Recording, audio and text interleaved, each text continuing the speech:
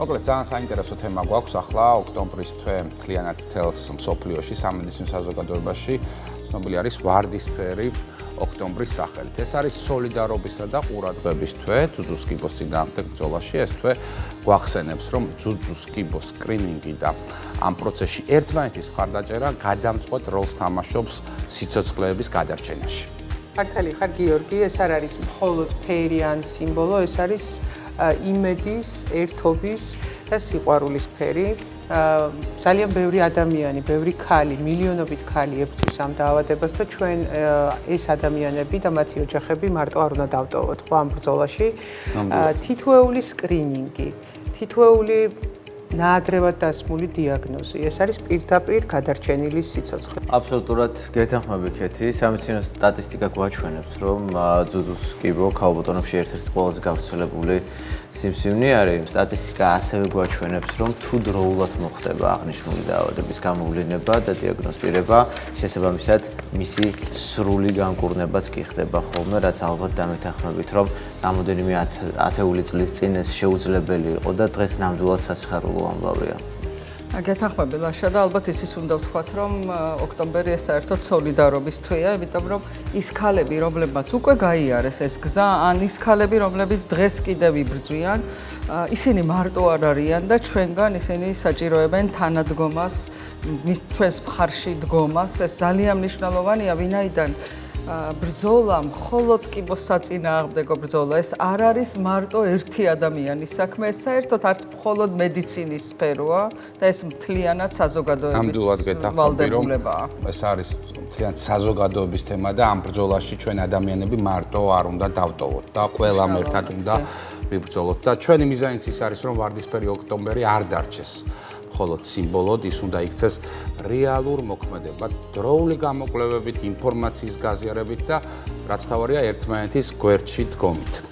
და თუნდაც ერთი ქალი ამ კამპანიის შედეგად წავა დროულ გამოკვლევაზე და დაისვავს დროულად დიაგნოზს, ეს არის პირდაპირ ერთი გადარჩენილი სიცოცხლე და თუნდაც ამისთვის და არა მარტო ერთი, იმიტომ რომ მის გარშემო უამრავი ადამიანის სიცოცხლეა კიდე დამოკიდებული ამაზე. კი ბატონო, ვარდისფერი ოქტომბერი არის ფერი, რომელიც ამბობს, რომ სიცოცხლე გამარჯვებას იმსახურებს და დღეს ამ თემაზე სასაუბროთ ჩვენი გადაცემის სტუმარია კლინიკა კონსილიუმ მედულას კლინიკური ონკოლოგი სალომე კორწაია. სალომე, მოგესალმები, მადლობა მინდა გადაგიხადო იმისთვის, რომ მოხვედი დღეს ჩვენთან გადაცემაში სასაუბროთ.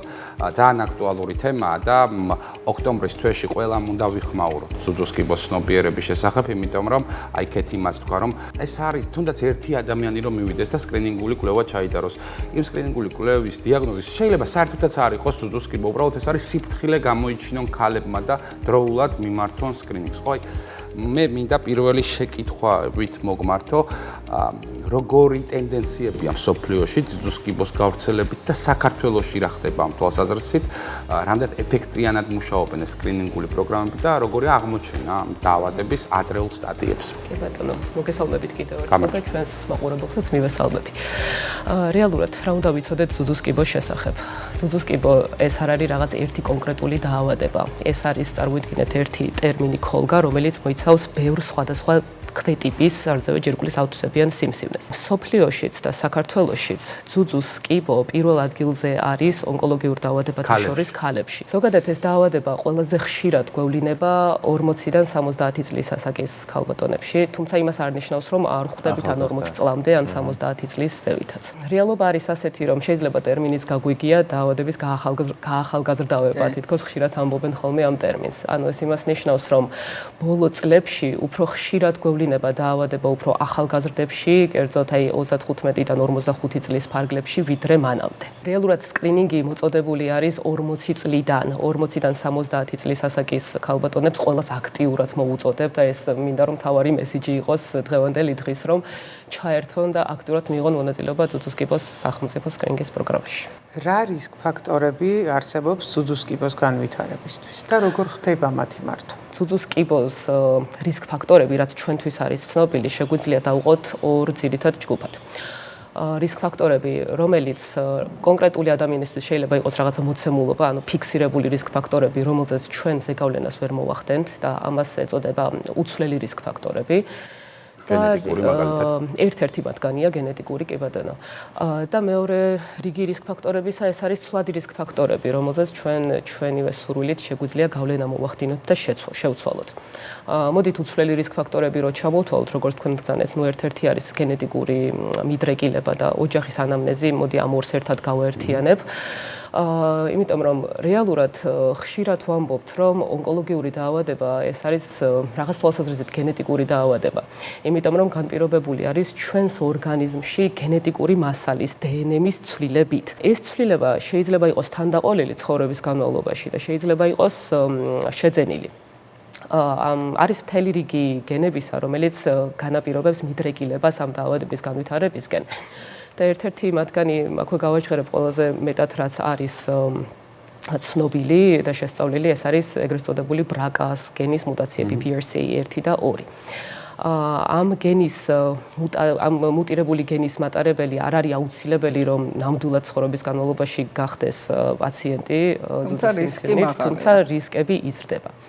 რაც შეეხება სხვა უცვლელ რისკ ფაქტორებს, აქ არის ადრეული მენარქე, გვიანი მენოპაუზა. ასევე საკმაოდ მნიშვნელოვანი არის სიმკვრივე სარძევე ჯირკვლის. ძუძუს სიმკვრივე რეალურად ისაზღვრება მამოგრაფიული გამოკვლევით. ეს არის რენტგენული გამოკვლევა, არაინვაზიური ფორმა ძუძუს გამოკვლევის, რომელიც გვიჩვენებს სიმკვრივეს. იმ შემთხვევაში, თუ სიმკვრივე არის მაღალი, ძუძუს კიბოს განვითარების რისკიც იზრდება. ასევე იმ შემთხვევაში, თუ რაღაცა მიზეზით ადამიანს დასჭირდა ბიოპსიის ჩატარება და ამოვიდა სიტყვაზე ატიპიური დუქტური ჰიპერპლაზია, ასეთ ვითარებაშიც უფრო მაღალია რისკები მომავალში ძუძუს კიბოს განვითარების. მნიშვნელოვანი რაც არ ვთქვი, ეს არის ასაკი, იმიტომ რომ ზოგადად რაც უფრო იზრდება ასაკი, მით უფრო იზრდება ძუძუს კიბოს განვითარების რისკი და სქესი. სქესს ვამბობ, იმიტომ რომ ეს დაავადება არ არის მხოლოდ და მხოლოდ ქალებში, ანუ გვევლინება ხოლმე მამაკაცებშიც, თუმცა ძალიან იშვიათად. უფრო აგრესიულად მიმდინარეობს. კი ბატონო, დიახ. დაახლოებით შემთხვევათა 2% მოდის მამაკაცზე, როცა დანარჩენი მოდის ქალზე. რაც შეეხება ცვლად რისკ ფაქტორებს, ცვლადი რისკ ფაქტორებია მაგალითად სიგარეტი, ალკოჰოლის მიღება, ალკოჰოლი უფრო მეტად არის რეალურად ამ დაავადებასთან კავშირში. კვლევაც არის ამაზე ჩატარებული, რომ ალკოჰოლის ოდენობის ზრდასთან ერთად კუმულაციურად იზრდება ძუძუს კიბოს განვითარების რისკი. ასევე ფიზიკური ინაქტივობა და ჭარბი წონა. ამ ორსაც ერთად გავაერთიანებ. ჭარბ წონაზე, როდესაც ვსაუბრობ, უფრო მეტად ეს რისკ ფაქტორი ძუძუს კიბოს განვითარების რისკს ზრდის პოსტმენოპაუზალურ პერიოდში. გარდა ამისა, დასხივება, სხივური თერაპიაც არის ერთ-ერთი რისკ ფაქტორი. მაგალითად, თუ ადამიანს 10-დან 30 წლის ასაკამდე რამე მიზეზით, მაგალითად ჰოჯკინის ლიმფომის გამო დასჭირდა გულმკერდის დასხივება, საკმაოდ იზრდება ძუძუს კიბოს განვითარების რისკი. ასევე ცვლად რისკ ფაქტორებში მოვიხსენიებ ამას, თუმცა შეიძლება ეს იყოს ნებითი ან უნებლიე. ორსულობასთან ასოცირებული პრობლემები, რაც გულისხმობს გვიან დაორსულებას ან უშვილობას, ესეც ზრდის ძუძუს კიბოს განვითარების რისკებს. ხშირ შემთხვევაში როცა მოდიან პაციენტები და მამოლოგის მიერ გამოგზავნილები არიან, იქიდან გამომდინარე, რომ მნიშვნელოვანი არის სად აღმოაჩენენ პირველ, ასე ვთქვათ, პრობლემას, კერას. რადგან ფარისებრი სარძევე ჯირკვალი და საშუალო სნოქალის ორგანიზმში ფაქტიურად ერთ-ერთი არის ჩვენს ორგანიზმში, ამიტომ ძალიან იზრდება რისკი, თუ ერთგან არის გარკვეული ტიპის პრობლემები, რომ დანარჩენ ორგანოთა სისტემაშიც გაჩნდეს აღნიშნული პრობლემა. ეს ცვლადი მიზეზია თუ? ეს ცვლადი მიზეზი არ არის, იმიტომ რომ რიგ შემთხვევებში ეს დაკავშირებული არის ჰორმონალურ დისბალანსთან, რომელიც აუტოიმუნურ პროცესებთან არის დაკავშირებული. თუ ჩვენ ამას განვიხილავთ, როგორც ვთქვათ, შემდგომში იმუნოსუპრესიულ თერაპიაზე ყოფ ქალბატონებს, ამ შემთხვევაში შეიძლება ეს ჩაითვალოს ცვლადად, როგორც მედიკამენტოზული თერაპია, მაგრამ რეალურად ცვლადი არ არის. მე მინდა კითხოთ, რატომ აიქებ კიდევ კარგად აუხსნათ ჩვენს მაყურებელს რეგულარული სკრინინგი რატომ არის საჭირო? იმიტომ რომ ძალიან ხშირად გამიგია, რომ მე ვიყავი 5 წლის წინ და არაფერი არ იყო. არაფერი არ იყო, ამიტომ აი რეგულარულ სკრინინგზე რომ გავამახვილოთ ყურადღება და აქვე მინდა ჩაგეკითხოთ, ესეც ხშირად გამიგია ასაკთან ერთად. ასაკთან ერთად არ არის საშიში, იმიტომ რომ აგრესიული აღარ არის, რაც უფრო ახალგაზრდაა, მით უფრო აგრესიულია, რაც უფრო ასაკში გამოვლით და მით უფრო არ არის აგრესიული. ამაზეც მინდა რომ მოპასუხოთ. მოდით ჯერ დავიწყებ სკრინინგის მნიშვნელობით. ძალიან ხშირად მუსირებს ასეთი აზრი საზოგადოებაში, რომ ანუ რატომ მივიდე ექიმთან თუ არაფერი არ მაწუხებს, რაც არის აბსოლუტურად მცდარი მოსაზრება. იმიტომ რომ სკრინინგი არის გათვლილი სწორედ ჯანმრთელ პოპულაციაზე. ანუ ადამიანი მაშინ უნდა მივიდეს სკრინინგზე, როდესაც ჯერ არაფერი არ აწუხებს. რეალურად სკრინინგის მნიშვნელობა მდგომარეობს რაში, რომ თუ დაავადება არის ძალიან საწყის სტადიაზე, ან კიბოს წინარე მდგომარეობაც შეიძლება გამოვიჭიროთ სკრინინგით.